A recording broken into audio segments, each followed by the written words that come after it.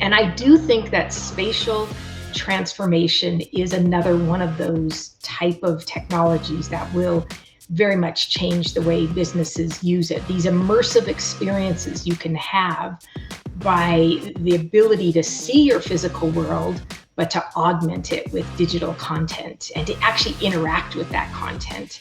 Welcome to Icons and Insights powered by C360, where the business of sports, technology, and broadcasting converge to create the immersive media economy. Now let's get into it with your hosts, Howard Wright and Cher Jones. Today's icon is Peggy Johnson, and she has well over 30 years of experience at the highest levels of technology and business at both Qualcomm and Microsoft. In August of 2020, the year we don't like to talk about, she took on the top spot when she became the CEO of Magic Leap. And now what she's responsible for is bringing the transformative enterprise solutions of Magic Leap to the market. So today, I am excited to bring in now my trusty co-host, Howard. Tell me why you picked Peggy, because obviously she's a powerhouse. I know that, you know that. And for our audience who may not know, you hand select each one of our guests. So why Peggy? A couple reasons here. Peggy Johnson is the best corporate big sister I could have ever hoped for. She embodies the trait that I try to emulate, which is intelligence, integrity, and enthusiasm. And she is literally a Hall of Famer in terms of the accomplishments that she's already had. And I think there are more chapters in this book to be written from Boss Lady. I still call her Boss Lady from our old days. Well, welcome, Boss Lady. When you get an awesome intro like that, you know you're already at home. Yeah, where do you go from there? Thank you, Howard.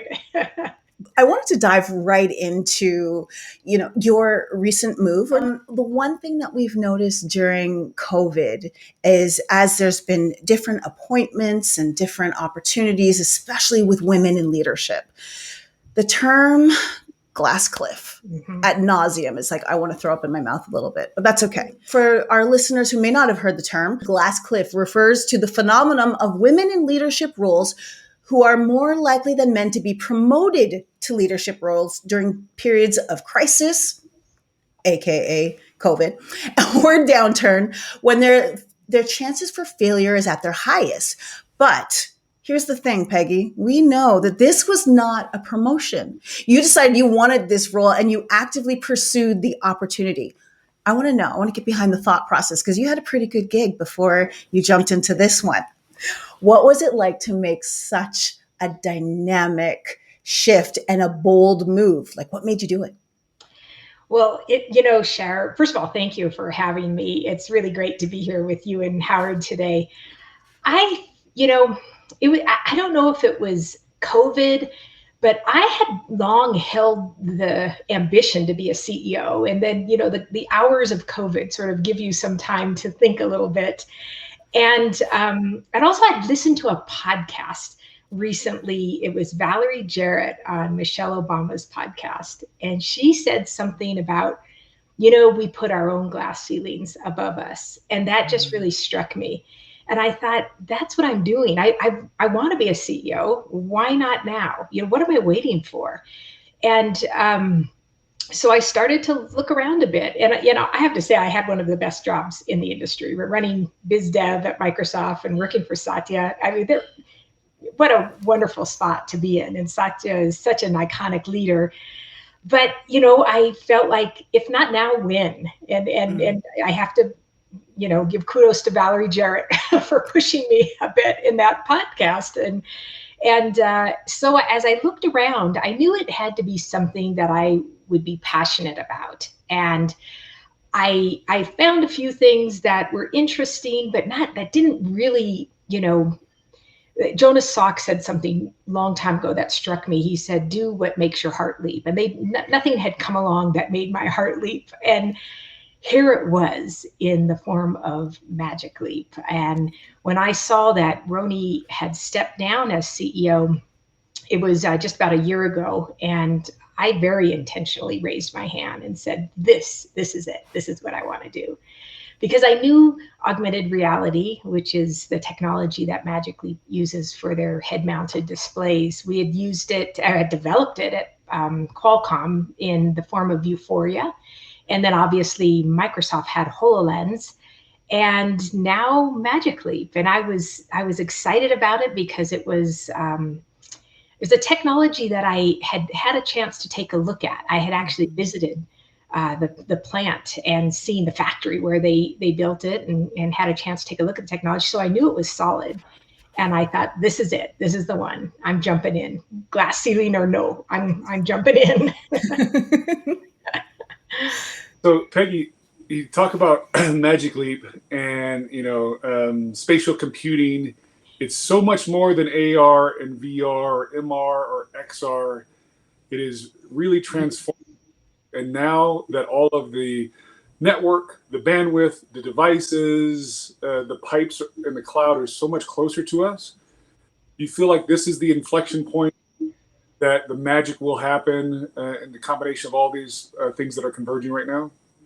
Yeah. And, I think, Howard, just to go back and set some context, I think it's useful to first look at how digital transformation in general really demonstrated the need for technology to help advance businesses. I mean, you and I go back to the wireless days, and that had such an impact on business, right? Once we put wireless technology into the hands of enterprise, it completely transformed companies. And then I think another example is cloud. I was there at Microsoft at the start of the cloud, revolution, really, when companies started to move from their on-prem servers into the cloud, and the benefits of that. And I do think that spatial transformation is another one of those type of technologies that will very much change the way businesses use it. These immersive experiences you can have by the ability to see your physical world, but to augment it with digital content and to actually interact with that content. So you can imagine sort of, a frontline worker in a factory who has a set of processes that they go through each day. Now you can put a computer on their eyes, essentially, and as they walk around the factory, their hands are free to change sensors, to check if machinery is online, running properly. And that all can be augmented with digital content that can be hung over the machinery. And once they do the work they need to do, they can check off their workflow process. It just will be right in the flow of their everyday work, but it helps them do their job better. And then it's interesting because frontline workers maybe don't always have access to a PC like the three of us do. We go to a desk, there's a PC there. A lot of frontline workers don't have that, or it's a shared device. This actually is very empowering for those sorts of workers who might not have the same environment that we can tap into very easily. It's interesting. Actually, no, I want this question because I think it's so fascinating. The thing that I geek out of, and if you can't see, I have a high level of geek. So one of the things that I'm excited about when I think of the use of this technology is having a meeting like a Jedi Council meeting, and and I can just imagine how awesome that would be, because it's like, we're at the point where this is meeting life right now. We can turn this into an interview and we can go right into a meeting after this. I can share my screen, but this next level of this integration of work and this hybrid experience of work and how technology is going to change that. So that, to me, I just had to jump in with my nerdy brain, thinking about this, but that level of immersive media as far as just in a meeting and how that can be used. And of course, cutting down travel, although right now I would love to get on a plane, but that's another story. Yeah, we thought, oh, it's so great not to travel. Now I think people are getting antsy to travel again. But what you're saying, Cher, is just so true, that this, we've all been living through 2D meetings for a year now. And it's exhausting. The issue is you can very easily do them back to back, and you find yourself sitting in front of a computer screen for hours and hours. And and I think as we start to exit the pandemic era, we will obviously still be doing a lot of meetings this way because we figured out how to make it work. And so Mm-hmm. I don't think that's going away. It'll be some mix of in-person and online meetings. But if we can make those online meetings a little less exhausting, then we need to. And this technology is the type of thing that can enable that. We can have 3D meetings, for instance, just like you said, the Jedi Council, where you can be sitting around tables and see each other, and maybe more importantly, see what you're working on, whether it's a presentation or a physical thing that you're trying to design. It Mm-hmm. could be cars, it could be shoes, but whatever that the team is working on that normally they would have been sitting in a physical meeting room, now they can do virtually. I think helps on so many fronts. The closer we can recreate that physical room, the better these online meetings will feel. And I just look back at my own career, when I was juggling 3 kids, and I think Howard knows about this with his latest baby. It's hard. It's hard to do all of it.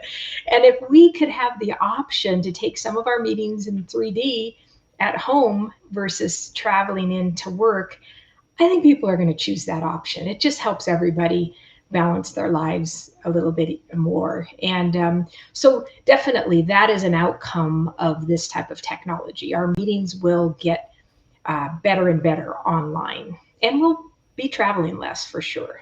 For sure. Yeah.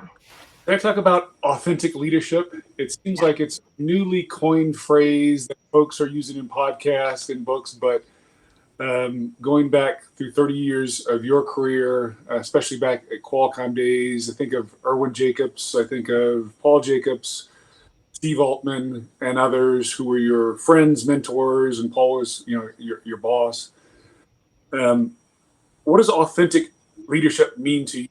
You've had a privilege of working for Satya, Irwin, Paul, others, and then going into negotiation battle against literally everybody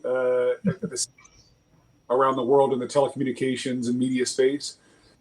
Are there a trait or a series of traits that you've noticed with folks that are authentic leaders?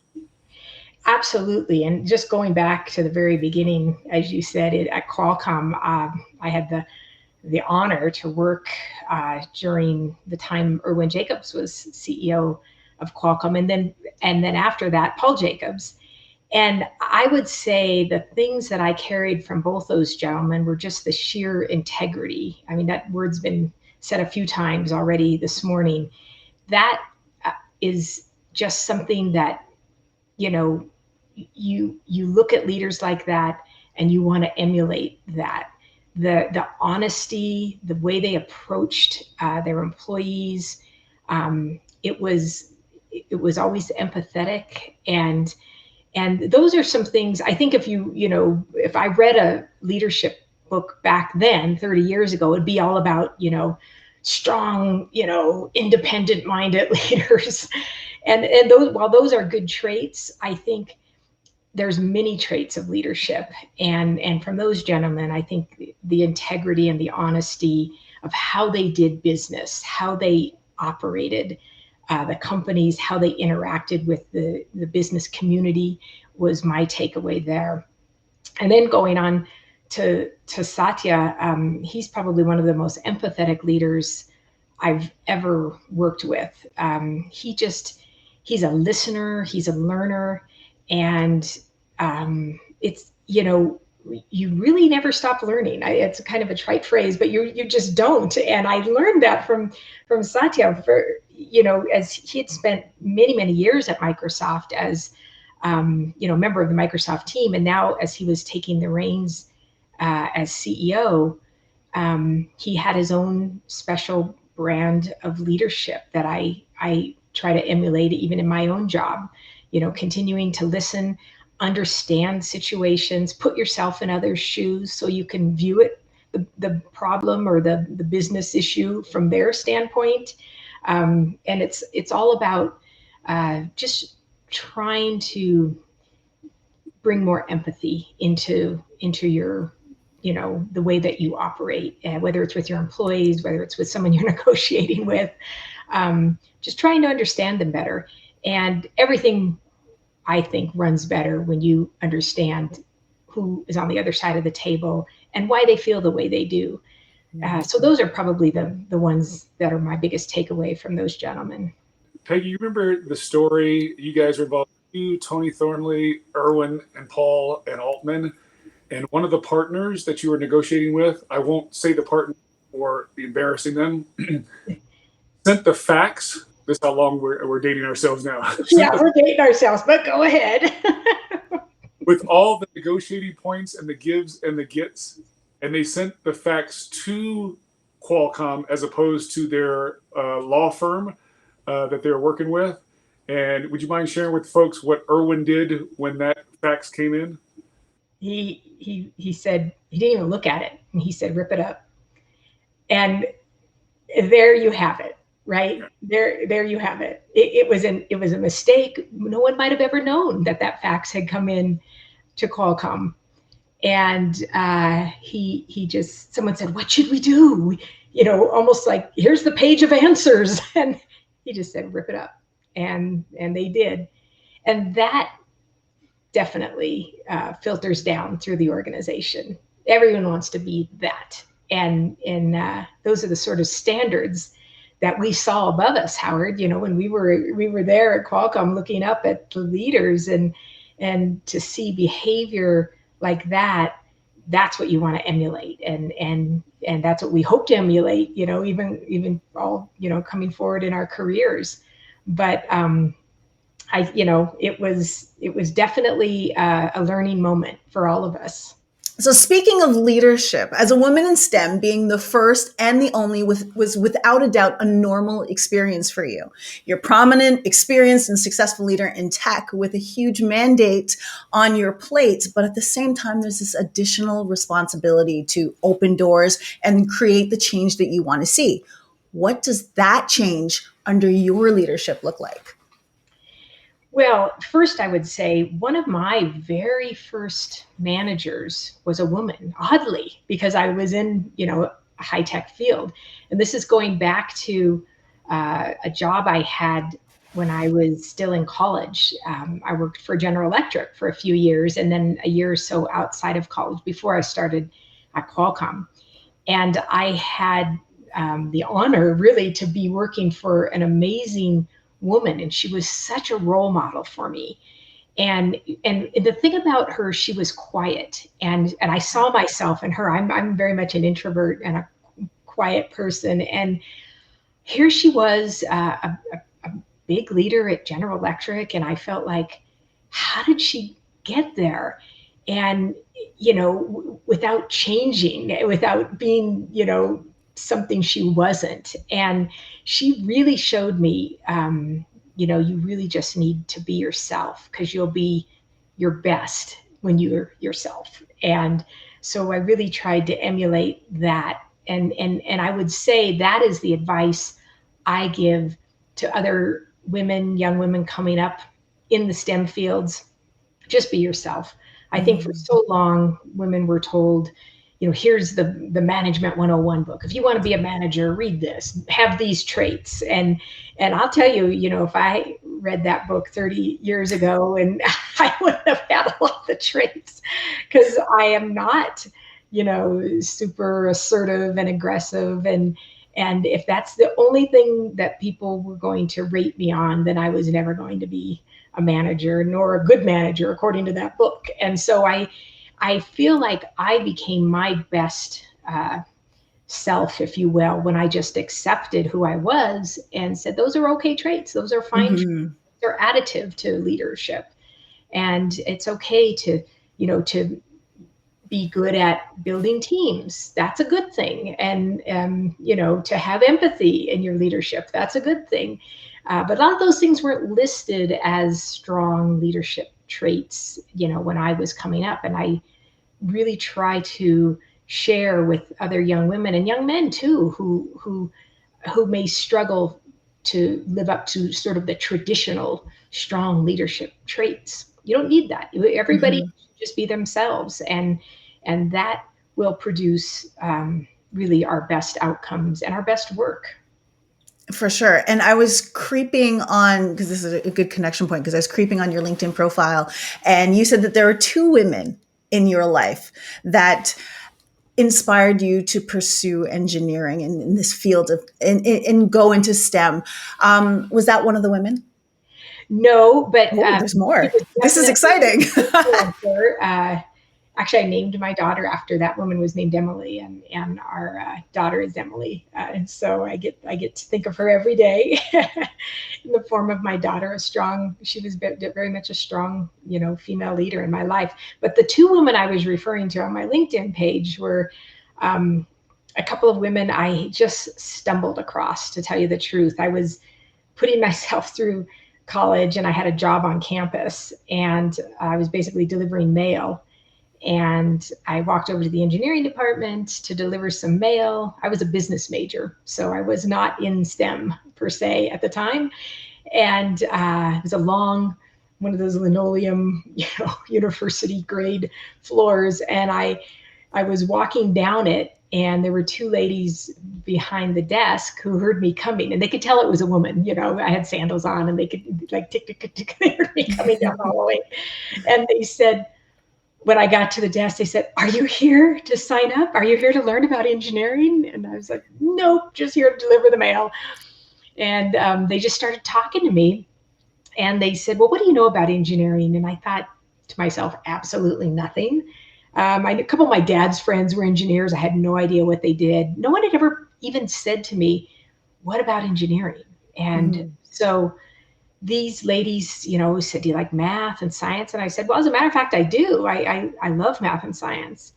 And they said, "Well, why don't you think about it?" And they handed me the papers to change my degree, or my my area of emphasis, my degree that I was focused on. And I changed it the next day.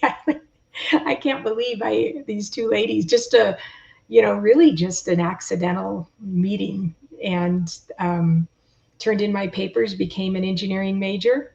And it was not the easiest thing I've ever done, I'll tell you that. But it really was something I loved. I loved the teachers, I loved the classes, I loved the field. And it really set me on my way, because although I've moved over to the business side, I use those problem solving skills every day in some way, shape, or form in my job.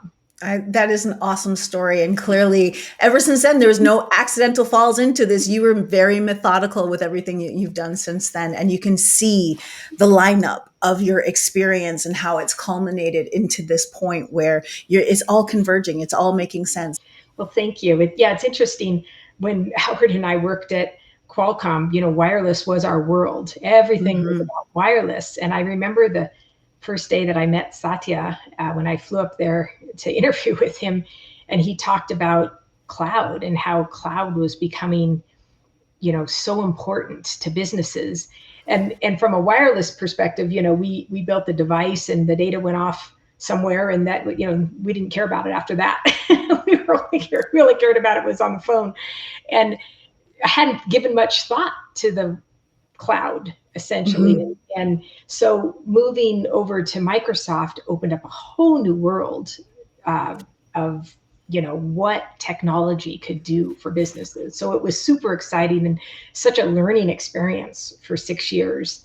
And that's really, what attracted me to Magic Leap, because I saw spatial computing and augmented reality as sort of looking very much like wireless in the early days or cloud in the early days. It was an interesting technology, and it was just starting to be paired up with enterprise problems and solving for them. And I thought, this is a great time to jump in because it's the beginning of what will be a massive change in how enterprises work and interact with each other with the introduction of spatial computing.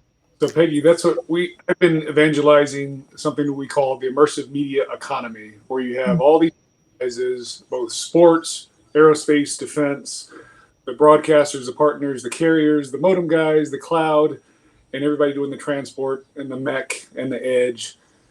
I think it's all happening quicker than we Mhm. imagined.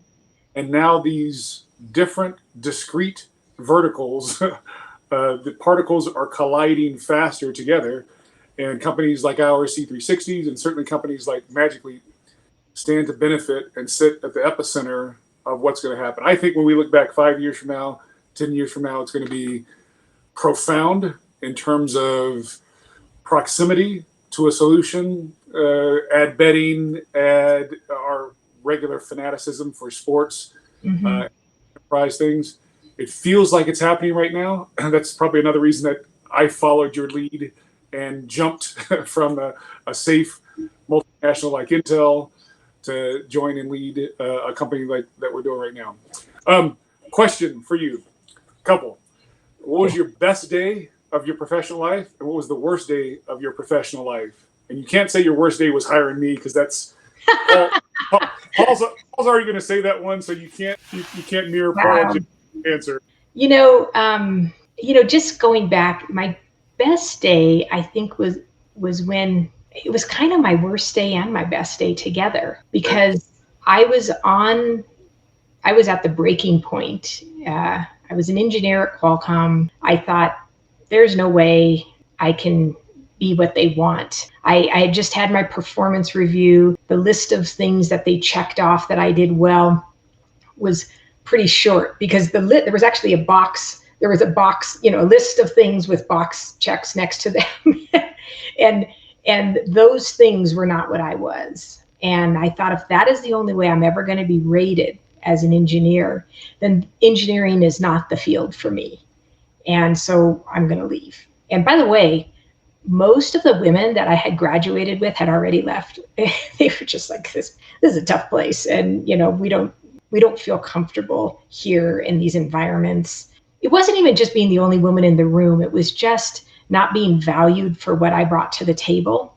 And then that doesn't make you feel very, very good. And I thought, well, I must not have anything valuable, so not for this industry. So I had a talk with my manager at the time at Qualcomm, and thankfully he chose to dig in and ask me more about why, because I said, I think this is my last, time to get a performance review from you, because I'm going to quit. And he said, look, wait, hold on. What's the issue? And I explained to him, I just didn't feel I was being valued for what I did well. And he said, you do a lot of things well. And I said, yeah, but those things aren't on the performance review. And so if you're going to stick to that list of things, I'm probably never going to get very far in this company and in this engineering organization. And he chose to really, really stick his neck out. And he went to HR. He said, I want to dig in here. He put himself in my shoes.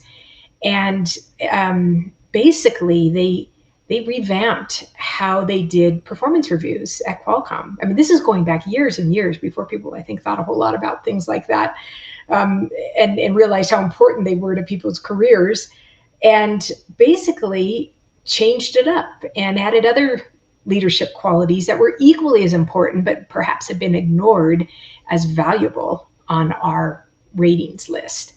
And, he came back and said, I want you to stay. I think you're an excellent engineer, and we need you. You are valued here. I'm going to fix this. And so it was probably all in the space of a day, sort of the worst turned into the best, because I felt like a weight had been lifted off my shoulders. Like, okay, I can just be who I am. I don't have to try and be somebody I'm not. He's going to fix it. And he did. And it was an inflection point in my career. Once I could just be myself, my career took off. I was me, and I was much better being me than I was trying to be somebody else. To share, as we're kind of going down memory lane here with all this nostalgia, think about the mentorship and the allyship, and seeing the emails and texts at early in the morning and follow up late at night, traveling the world with Peggy. It's been a pleasure, certainly in my life, meeting with partners, being able to sit second chair on some of the deals that she did. It was, I was in the room when it happened. It was great. There's also a couple things that happened along the way, Cher, that I'd like to explain. My therapist thought, I know where we're going. which is, I'm 6'8". I've been 6'8" since I was 16 years old. and Peggy is 5-0 ish. Because I think it was probably a year into my time at Qualcomm, and Peggy had a plan that was orchestrated, and it was actually to protect me and to give me a better opportunity to get on the path that I ultimately got on. I didn't see all of the wisdom in it. All I saw was I was going to get fired along with a group of about 8 other people. So in my mind, Peggy fired. So now, Cher, I'm there for a year. It's 5:15, 5:30. I'm walking to my car in the parking lot to go home, and who do I see but Tony Thornley? Tony Thornley was our CFO at the time, a great mentor and a friend to both Peggy and I, still to this day. Yeah. Said, "What's wrong?" He could see my shoulders just slinking to the car. I said, "I think my time here is over. I was informed by HR that and so he goes to defend me, and he calls Peggy as to what's going on.